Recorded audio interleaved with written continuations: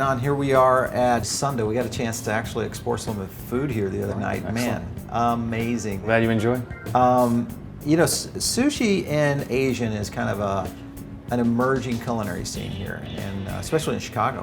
Absolutely. You guys are doing a great job with that. But the bar business, to wrap around something like that, has got to be pretty hard. Before we get into all that good stuff, let's learn a little bit about you. How'd you get in the business?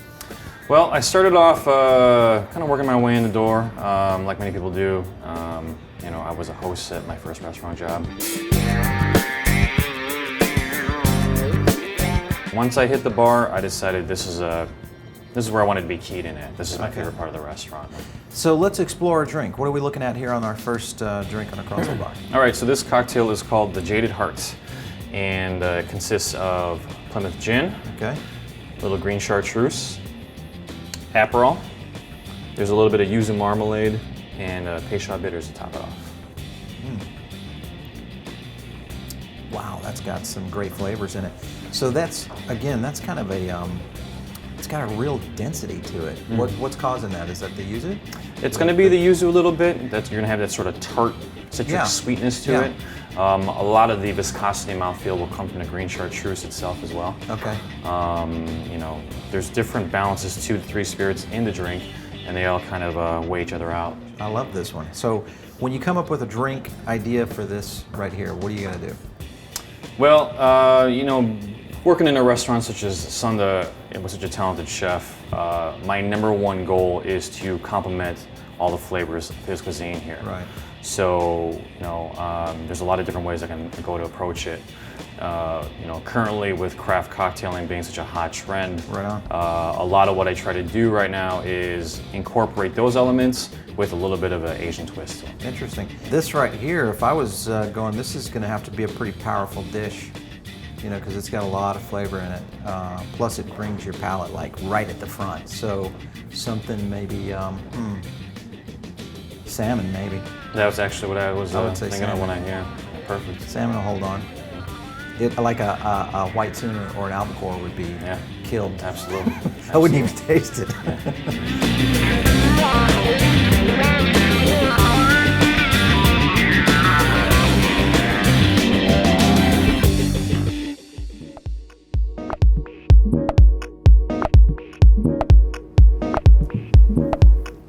All right, one of my favorites. This, of course, the ice ball is always a nice touch. So, excellent. So, what are we looking at here now? Okay, so this is the Sunda Old Fashioned, 4 Roses bourbon, a little cherry gastrique, orange and Angostura bitters. Nice. Yeah.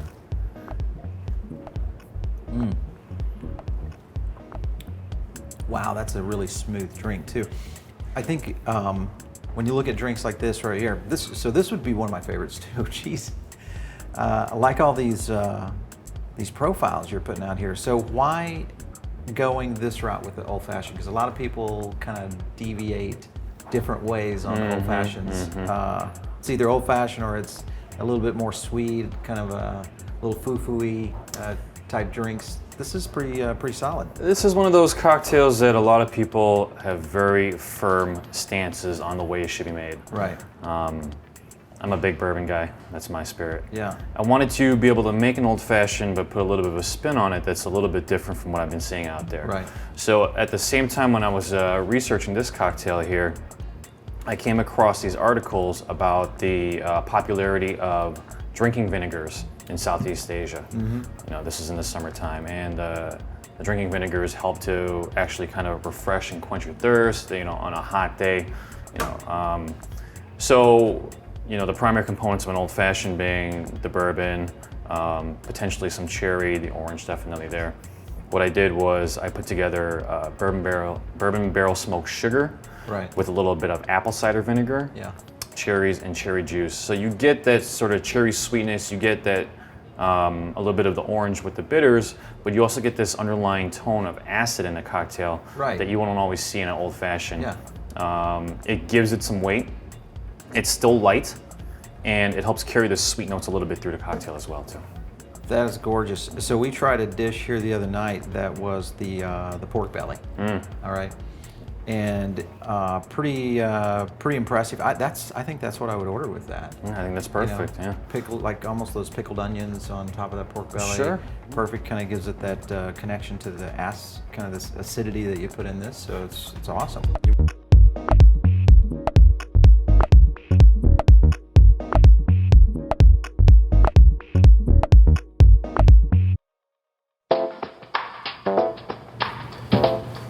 All right, so now a lighter drink. Talk to me about the ingredients here. What do we got going on? This is called the Grass Tiger.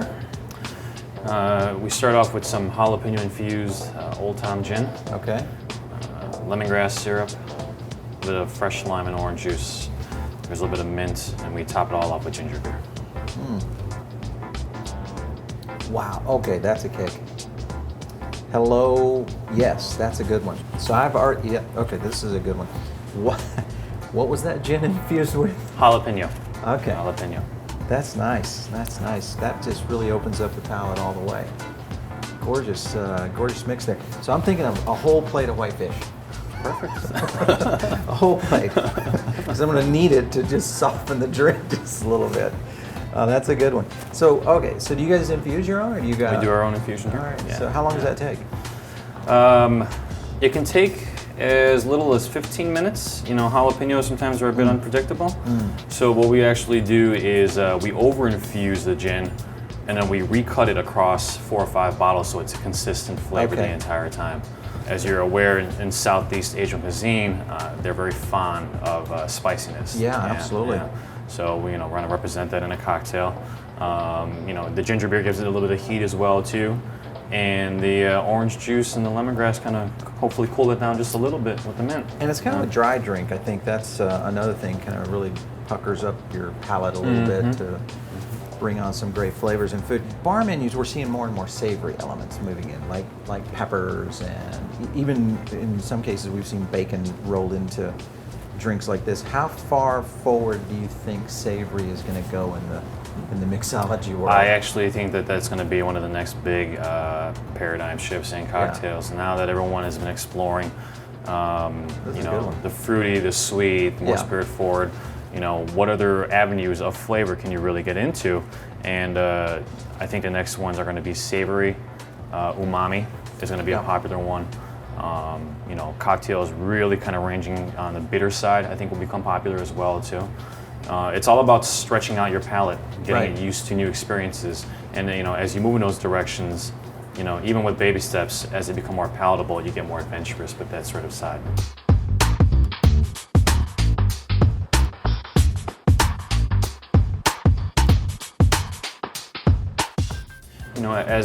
We're basically following what chefs are doing, as far as their cuisine too, and as people are getting used to the more adventurous styles of dining, they'll be more receptive to cocktails such as this then. This has been a blast, man. I really appreciate the work here, and great job on these. These are some good constructions here. Thank you. Amazing work. Thanks for letting us stop in. Thank you. Thank you very much.